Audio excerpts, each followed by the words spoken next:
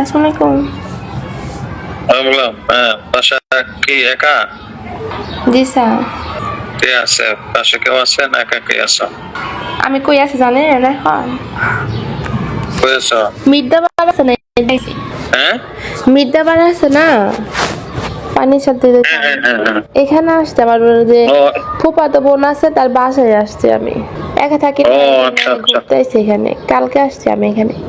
ভালো হয়েছে। আচ্ছা আচ্ছা, একা থাকি, এজন্য সময় জানার দিকে একটু সমস্যা, এই জন্য আব্বুর বাসায় আসছে। আচ্ছা মূলত হইলো কি তোমার ওই যে এখন তো সামনে ঈদ আর অল্প কয়েকদিন বাকি আছে। দেখা গেছে কি এখন তো কোথাও কোনো জায়গায় লোক নিতেছে না, সব জায়গায় বন্ধ। তো আজকে তো 11 তারিখ, সময় তো আছে।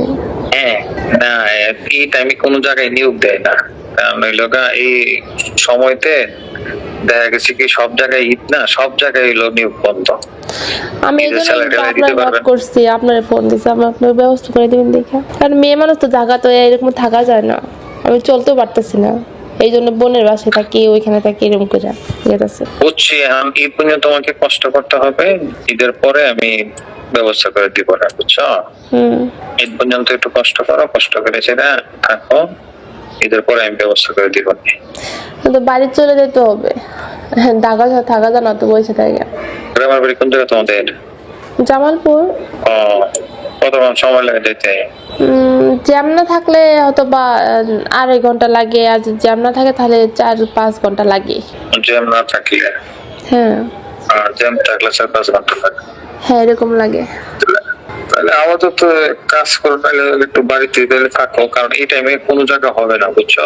আমি এখন তো বুঝতেছি কোনোভাবে সম্ভব না স্যার, এটা একটু হইতো না, আমাদের এখানে কোনোভাবে সম্ভব না। কোথাও আমি 2-3 জায়গায় কলও করছি, মানে অন্যদিকে হয় কিনা, কোথাও ঈদের আগে লোক নিবে না, ঈদের পরে ব্যবস্থা করে দেওয়ার জন্য।